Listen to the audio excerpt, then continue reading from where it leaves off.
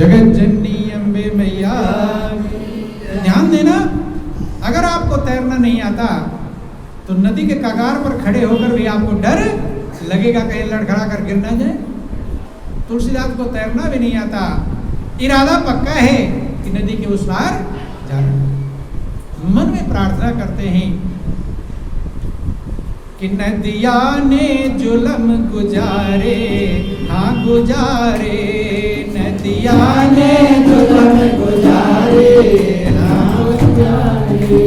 मन सोच रहे कैसे जाऊं उस पारे, मन सोच रहे कैसे जाऊं उस पारे। ये सोच रहे बिच खोज रहे, ये सोच ये राह करारी है और प्यारे लगे न प्राण प्राण से प्यारी नारी है। ले गमछा डाल गले तुलसी ससुराल चले, ले गमछा डाल गले तुलसी ससुराल चले। देवी देवता पितर मना रहे हैं कि कोई उपाय मिल जाए तो मैं उस पार जाऊं, भगवान से प्रार्थना कर रहे हैं। क्योंकि मनुष्य को जब कोई रास्ता सोचता नहीं तो किसको ढूंढता है? प्रभु को। प्रभु से प्रार्थना करते हैं और दिल से अगर सच्ची पुकार हो तो अवश्य पहुंचती है, उसके पहुंचने में कोई देर। दिल से पुकारा तो एक मुर्दा बहता हुआ कि तभी मुर्दा बहता आया, हाँ आया, तभी मुर्दा बहता आया, हाँ आया, तभी मुर्दा बहता आया, हाँ आया, तभी मुर्दा बहता आया, हाँ आया। मुर्दा देखा तुलसी मन हर्षाया, मुर्दा देखा तुलसी मन हर्षाया। मुर्दा अंधेरे में आ रहा है, बड़े खुश हो गए कि लगता है कोई नैया बहती हुई आ रही। मुर्दा और नाव को पहचान नहीं कर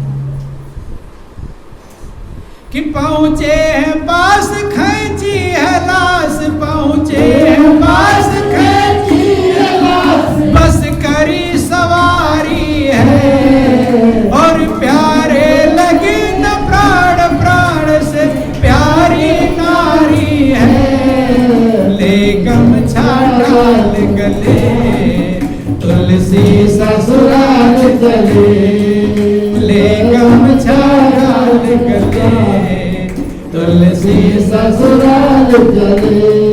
सोचा कि नैया है, देर नहीं किया कहीं बाती आगे न निकल जाए, तुरंत उस पर सवार है मुर्दा और उसको नैया समझ रहे। बंधु ध्यान दें, सवार हो गए, तैरना भी नहीं आता, मरने की परवाह नहीं है, डूबने की परवाह नहीं है।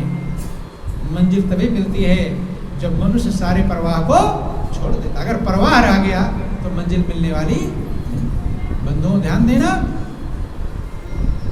किसी तरह हाथ पैर मारते हुए, संजोग से डूबे नहीं तो डूबना था ही, संजोग की बात थी, भागे, हाथ पैर मार नदी के उस पार पहुंचे।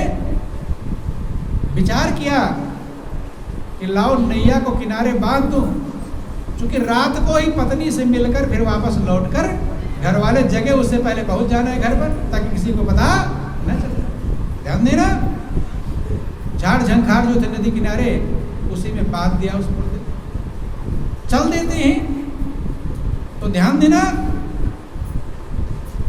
तुलसीदास पहले बार जब शादी में ससुराल गए थे, दोबारा ये दोबारा नंबर है जाने का। तो शादी में तो दूल्हे को ऐसे होश नहीं रहता कि रास्ता किधर से क्या है? दूल्हा भी एक प्रकार पूरा अनाड़ी बन जाता है। क्या बन जाता है? पूरी अकल उसकी गायब हो जाती है। कोई कहा बैठ जा, बैठ जाएगा, तो खड़ा हो जा, खड़ा हो जाएगा, इधर चल, मतलब जिधर उसे कह देगा उधर चल। तो पहली बार ससुराल गए थे शादी में और दूसरा नंबर अब आया है, तो घर ढूंढना भी आसान काम नहीं है। ढूंढ रहे हैं इस गली से उस गली और अंधेरी रात है, और कुत्ते अजनबी का महक पहचान जाते हैं, परिचित वालों की गंध पहचान जाते हैं, वैसे अपरिचित का पहचान जाते हैं। कुत्तों को जो अपरिचित की गंध आई, अब कुत्ते भाव भाव भाव पूरा इस गली से उस गली, उस गली से उस गली भगा रहे हैं, दौड़ रहे हैं। ढूंढते ढूंढते किसी तरह मकान मिल गया। जब घर मिल गया, देखा कि हाँ यही दूल्हा बनकर आया था, यही शादी वादी हुई ना। बोलो वृंदावन बिहारी लाल की जय। अब घर पर आवाज लगा रहे हैं। क्या कर रहे हैं कि घर पर जाकर हंकारे हंकारे, घर पर जाकर हंकारे हंकारे, वहाँ कौन सुने हो रहे बंद किवारे, वहाँ कौन सुने हो रहे बंद किवारे। दरवाजा बंद है, इधर से घूमकर आवाज लगा रहे इधर से, लेकिन कोई आवाज सुनने को तैयार। कि समझी थी रास लिया पकड़ सांप, समझी थी रास लिया पकड़, चढ़ गए अटारी है और प्यारे लगे न प्राण, प्राण से प्यारी नारी है। ले गमछा डाल गले तुलसी ससुराल चले, ले गमछा डाल गले तुलसी ससुराल चले। बंधु ध्यान देना, चारों तरफ घर के घूमकर आवाज लगा रहे हैं। दीवार के किनारे देखा एक रस्सी सा लटक रहा था। विचार किया कि मेरी पत्नी बड़ी समझदार है, बहुत बड़ी होशियार है, मुझे चढ़ने के रस्सी लटका रखा है। क्या लटका रखा? क्योंकि जैसे भाव में रहता वही दिखाई पड़ता है। बोलो वृंदावन बिहारी लाल की जय। बंधु, सांप को पकड़कर छत पर चढ़ गए। चढ़ करके जब आंगन में कूदा, झम से क्यों कूदा, तो तुलसीदास की पत्नी जग गई। जग गई, देख रही सामने तुलसीदास लंबे चौड़े खड़े हैं। कन्फर्म नहीं हो पाया, एकाएक जगी है, सोच रही सपना देख रही हूँ या सही में तुलसीदास खड़े, या सपने में देख रही हूँ, आंख मल रही है। कभी कोई सपने में भी आप कन्फर्म नहीं हो पाता, सही में था, आंख मल रही है, सही कर रही है, समझ गई, पक्का हो गया कि तुलसीदास ही। अब उसको एकदम बेचैनी होगी, कैसे आए भाई, नदी भयंकर बह रही है, बारिश हो रही है, भादों का महीना है, अंधेरी रात है। पूछती है, देखो कोई स्त्री होती और उसका पति उससे मिलने पहुंचता, क्या होती? खुश होती कि नहीं होती? खुश होती कि मेरा पति मुझसे कितना प्रेम करता है कि मुझसे मिलने के लिए आया हुआ है। लेकिन ज्ञानी और अज्ञानी में फर्क होता है। ज्ञानी ज्ञान की दृष्टि से देखता है, अज्ञानी अज्ञान की दृष्टि से देखता है।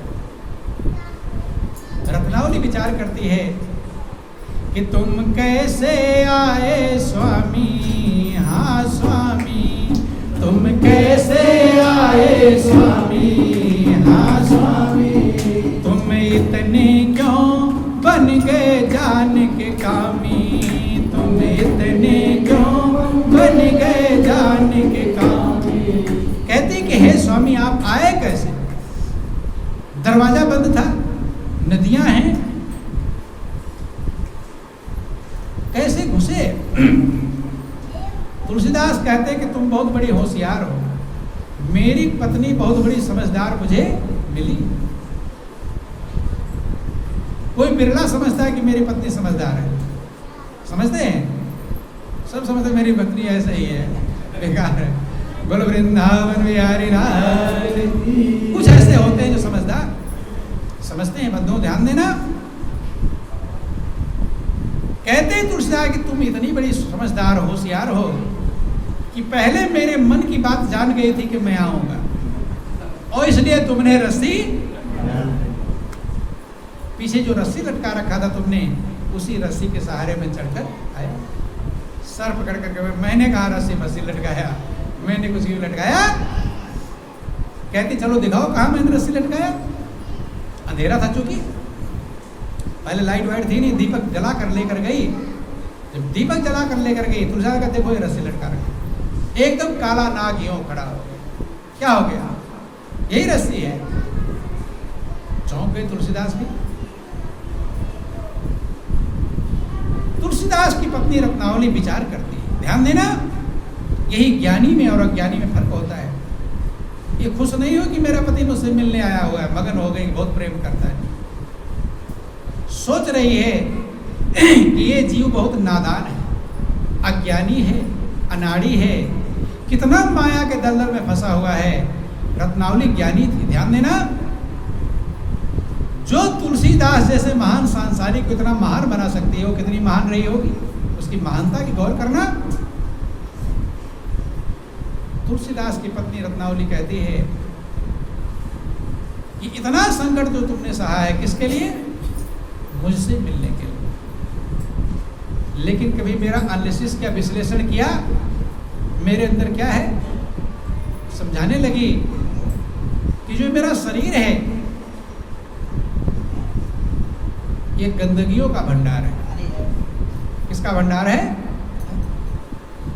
ध्यान देना, ये शरीर जो बना हुआ है बंधुओं, हर दरवाजे से गंदगी निकलती। आंख से तो गंदगी, नाक से तो गंदगी, कान से तो गंदगी, मुंह से तो गंदगी। और 2 दिन मंजन ब्रश ना करो, फिर देख लेना अपना मुंह ही खुद को बदबू करने लगे। इसलिए महापुरुषों ने, अधम, भगवान राम ने भी इस शरीर को अधम कहकर पुकारा कि छिति जल पावक गगन समीरा और पंच रचित यति अधम शरीरा। अधम इसीलिए कहा,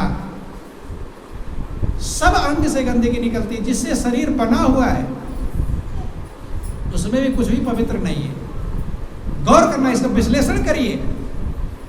जो भी चीजें इसमें लगी हुई हैं, इसमें कुछ भी पवित्र नहीं, और इसका कुछ भी आपको कोई देगा, लेना पसंद नहीं करेंगे आप। इस शरीर में से कुछ भी निकाल कर आपको दे लेंगे। चमड़ा दे, चमड़ा निकाल कर हाथ पर रख दे, खुश होंगे, गुस्सा होंगे, क्या होंगे? हड्डी दे, मांस दे, खून, कुछ भी दे देगा।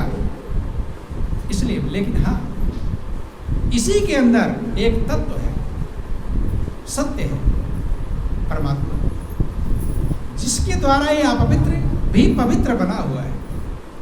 उसके हटते ही, गौर करना, वो तत्व हटा कि इतना अपवित्र है, उसको छुओगे भी नहीं, दूर पहुंच जाएंगे तो भी घर जाकर नहाएंगे, नहीं नहाते। मुर्दे के पास जब आप पहुंच जाते हैं, अभी यहाँ सब एक दूसरे को छू रहे हैं, लेकिन इसी में किसी का प्राण निकल जाए तो उसकी झंझट हो जाएगी, फिर सबको नहाना पड़ेगा, पानी तो छिड़क, कुछ ना कुछ करेंगे। क्यों? अपवित्रता का भंडार है। 9 द्वारों की है नरदेही, जानत है संसारा, आदि अपवित्र मूत्र मल जिसमें बहती मल की धारा। प्रभु के कारण शुद्ध बनी है, वरना मात्र अपावन। अपवित्र ही है, एक परमात्मा है, वो पवित्र बनाए हुए है, वही हट जाए तो घर के प्यारे आपके पास बिठाना पसंद नहीं, सबका लगाव गायब हो जाए। गौर करना, कहानियां सभी सुनते हैं, लेकिन विचार कोई बिरला करता है। जो विचार करता हो मंजिल को पाता है। थोड़ा उस समय की कहानी याद करो जब किसी के प्राण निकल जाते हैं, फिर घर वाले क्या कहते हैं? जल्दी अब बाहर निकल, देर करते हैं, सबको जल्दी जल्दी, कोई लेट करने को तैयार। महापुरुष समझाते हैं कि जा दिन मन पंछी उड़ी जई हैं, जा दिन मन पंछी उड़े, जा दिन मन पंछी उड़ी जई हैं, जा दिन मन पंछी उड़ी। घर के कहीं हैं बेगी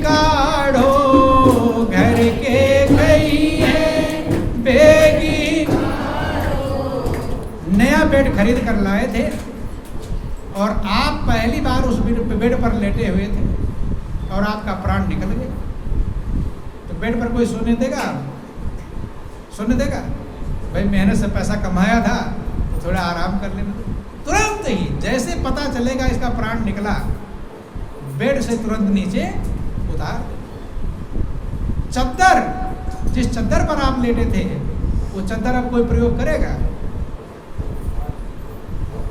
नई भी चद्दर होगी उसे भी तुम्हारे साथ फेंकेंगे, फेंके नहीं फेंकेंगे? कपड़े तुम्हारे फेंकेंगे, गद्दा रजाई रखेंगे फेंकेंगे, फेंकेंगे। और बेड, बेड फेंकेंगे? बेड फेंकते हैं?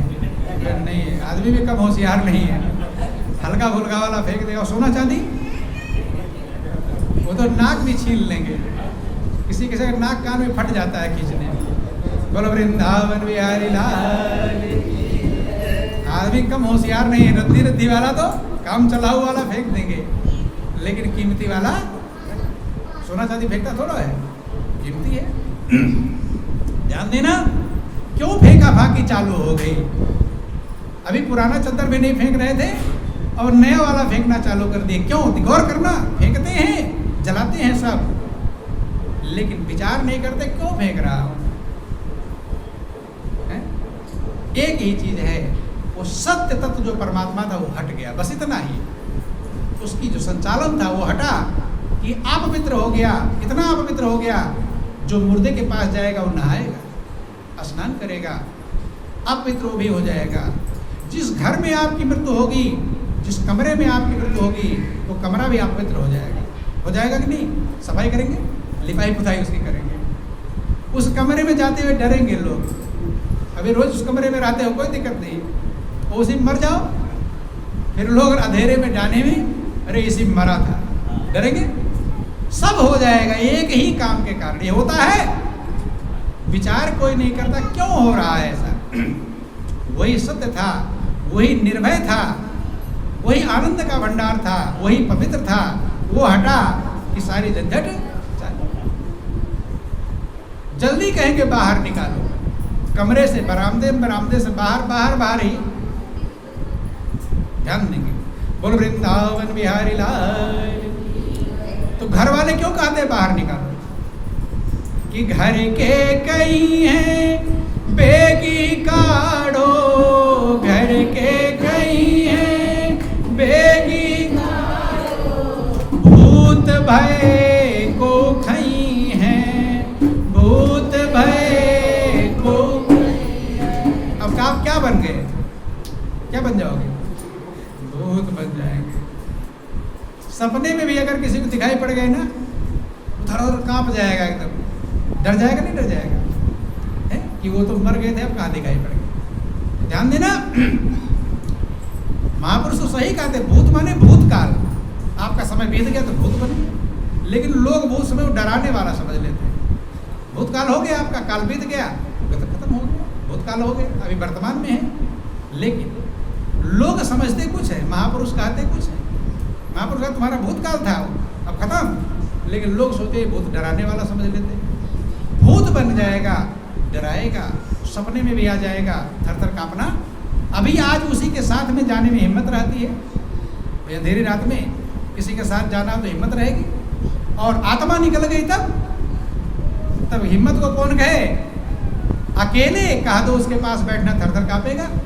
तो घर के कहिए बेगी काढ़ो, भूत भय को कहिए, और जा प्रीतम सो प्रीति घनेरी, जा प्रीतम सो प्रीति घनेरी, सो देखी डरई है, जा दिन मन पंछी उड़ी जई है, जा दिन मन पंछी उड़ी। जिस प्रियतम से अथाह प्रेम है, जिसके बिना रह नहीं पाते, थोड़ा देर लेट हो गया फोन पर, फोन बेचैन हो जाते हैं, वो प्रीतम भी देख के डरेंगे। डरेंगे नहीं डरेंगे? भाई किसी की मृत्यु हो जाए तो कह दो कि भाई तुम्हारा प्रीतम था, अब तो मर ही गया, तो रात भर इसके पास और बैठ लो, सवेरे जलाया जाएगा। रात भर अपने प्रियतम के पास अकेले बैठ लो, तो है हिम्मत बैठने की? अपने प्रियतम के पास आप अकेले बैठ सकते? बैठ पाएंगे? डरेंगे। 2-4 लोग मुर्दा रखाते हैं, ज्यादा पहलवान हो गया क्या उठ कर मारेगा? डरते हैं, आग रखते हैं वहां ताकि उठने लगे जला दे। नहीं समझे? चाकू हथियार कुछ ऐसा करते हैं कि नहीं करते? कुछ हथियार भी रखते हैं, उठने लगे तो फिर मारो इसे। अर्थात भय आपके अंदर पैदा हो। जा प्रीतम सो प्रीति घनेरी, सो देख डरई हैं जादिन मन पंछी। जिस प्रीतम से था प्रेम वो भी देख के डरे। तो प्रीतम कौन था आपका? जो निकल कर गया वो, या जो यहाँ पड़ा हुआ है वो? है? निकल कर गया वो प्रीतम था। वो क्या था? वो तो पहचानते ही नहीं थे। जिसे पहचान नहीं होगी उसे प्रेम होगा? ये भी कंफर्म नहीं मेरा प्रीतम कौन है। तो कहते साथ जिएंगे साथ मरेंगे। नहीं समझ में? प्रीतम कौन है दोनों में? जो निकल कर गया वो, या जो पड़ा हुआ है वो? अगर आप कहेंगे कि जो निकल कर गया तो उसकी पहचान नहीं थी आपको। अब बिना पहचान के प्रेम होता नहीं, प्रेम कैसे? बिना पहचान के प्रेम होता है? ऐरू गुरु तो कोई आ जाए, प्रेम है कोई? नहीं पहचानते। पहचान के बिना प्रेम संभव नहीं। अगर आप कहते जो पड़ा हुआ है इससे प्रेम है, तो रो क्यों रहे हो? ये तो है ही पूरा भाई, उसका कुछ भी कमी नहीं। अंगुलियां भी हैं, हाथ भी है, दांत भी है, नाक भी, कान सब तो है, कम कुछ नहीं हुआ। अब रोना क्या? तो महापुरुष कहते हैं मनुष्य इतनी अज्ञानता में जीता है, यही नहीं जानता मेरा प्रीतम है कौन। यही बात भगवान राम ने तारा को समझाया था। जब भगवान राम ने बाली को बाण मारा, बाली मृत्यु के वक्त मर गया, तो उसकी पत्नी तारा थी, रोती बिलखती व्याकुल होकर आई, छूटे केस न देश हमारा। जब भगवान राम ने तारा को बहुत व्याकुल देखा, बेचैन देखा, तो उसे ज्ञान समझाया। क्या समझाया? कि तारा बिकल देखी रघुराया, ओ दीन ज्ञान हरि लीनी माया। कि छित जल पावक गगन समीरा, और पंच रचित यति अधम शरीरा। और प्रगट सुतन तो आगे सोवा, और जीव नित्य के लगी तुम रोवा। कहते हे तारा रो क्यों रही हो? 5 तत्व शरीर पर थी, जल वायु अग्नि और आकाश। इससे शरीर बना हुआ है, और शरीर से अगर प्रेम था, शरीर तो मौजूद है। और अगर जीव आत्मा थी उससे प्रेम था, तो मरता नहीं।